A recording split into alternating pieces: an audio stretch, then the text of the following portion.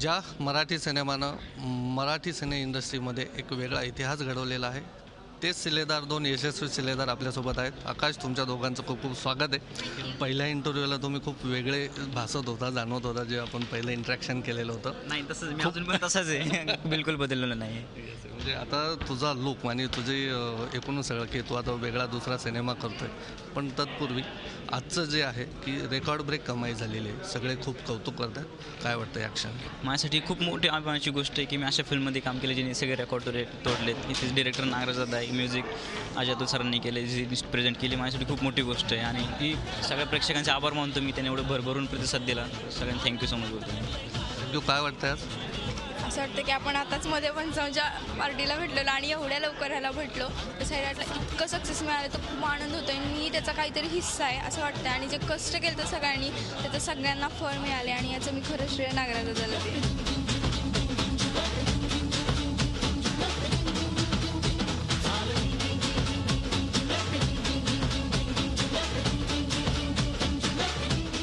दुबईमधला प्रेक्षकांचा अनुभव कसा होता?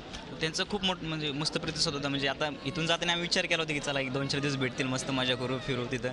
पण तिथे गेल्यावर पण सगळीकडे आरचे प्रशाद चालू होतं. ते सगळ्यांचं थिएटरमध्ये गेलो तिथे तर जे हेच झालं होतं. जे महाराष्ट्रात बघायला भेटलं नाही आम्हाला, ते तिथे बघायला भेटलं. म्हणजे जी गाठ तिथं अक्षरशः 2 वेळा लावलं त्यांनी खास नाचायसाठी आणि बघून आम्हाला खरंच भारी वाटतं होतं सगळं. तिथे काही तिथले काही वेगळे प्रेक्षक होते का? कारण मराठी प्रेक्षकांना तुम्ही खूप चांगले माहिती आहात, पण तिथले जे अनोळखी, ज्यांना मराठी भाषा नीट कळत नाही, त्यांना सिनेमा कसा वाटतो? असे बरेच जण होते म्हणजे ज्यांना मराठी बोलता येत नव्हतं, पण ते इंग्लिशमध्ये आमच्यासोबत बोलत होते की आम्हाला कळत नाही, तरी पण आम्ही बघितले. त्यासाठी म्हणले सैराट बघायला भाषेची गरजच नाही म्हणले. म्हणजे ते मनानेच आपण त्याच्यामध्ये उतरतो असं ते त्यांचं हे रिॲक्शन होतं. भारी वाटत होतं हे सगळं बघून. रिंकू, काय सांगशील? नागराजने नेमकं या सिनेमामधनं तुला एक वेगळी ओळख दिली. काय वाटतं आजच्या ठिकाणी की सगळे येऊन तुमचं खूप कौतुक करतात, तुम्हाला एक वेगळा मार्ग आता खुला झालेला आहे? जी रिंकू होती तिला कोणीच ओळखत नव्हतं, तिला आज सगळे ओळखतात, ते फक्त नागराज दादामुळं. तर त्याचे मी मनापासून आभार मानेन आणि त्याच्या पुढच्या वाटचालीस त्याला खूप शुभेच्छा. अगदी शेवटचा प्रश्न, काय स्वप्न आहे इथून पुढे? कशा प्रकारचं तुझं काही वेगळं स्वप्न आहे? कशा प्रकारची फिल्म करायला आवडेल? कशा प्रकारचं आयुष्य असावं? ॲक्च्युली मी अजून खूप लहान आहे, ह्याच्याबद्दल मला अजून खरंच काही माहीत नाही. पण माझं स्वप्न मी खूप ठिकाणी सांगितलं. मला फिल्म्स मिळाल्या तर मी मनापासून करीन, पण मला डॉक्टर व्हायचं. आकाश, मला माहिती आहे तू फिल्मविषयी, नवीन फिल्मविषयी जास्त बोलणार नाही आहेस, तरी आम्ही जे ऐकलं आहे की वेगवेगळ्या ठिकाणी तुम्ही एक गाणं शूट केलं, मुंबईमध्ये वेगळ्या प्रकारचं शूट आहे. कसा एक्सपिरियन्स वाटतो आणि पहिल्या फिल्ममधनं काय शिकायला मिळालं?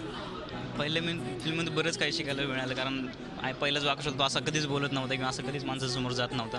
त्याच्यात एक कॉन्फिडन्स आला आहे. माझी इथे मला हे सगळं बघायला. आणि काय स्वप्न काय आता? स्वप्न म्हणजे मला ॲक्टिंग करायला आवडते. पुढे चान्स भेटला तर मी नक्कीच ॲक्टिंग करेल. खूप खूप शुभेच्छा. Thank you so much. Thank you.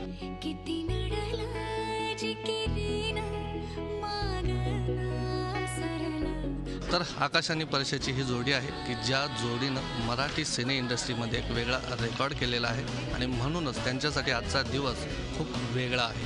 Video journalist मंगेशचा Prashant Naspure, Zee media, Mumbai. Zee 24 तास रहा एक पाऊल पुढे.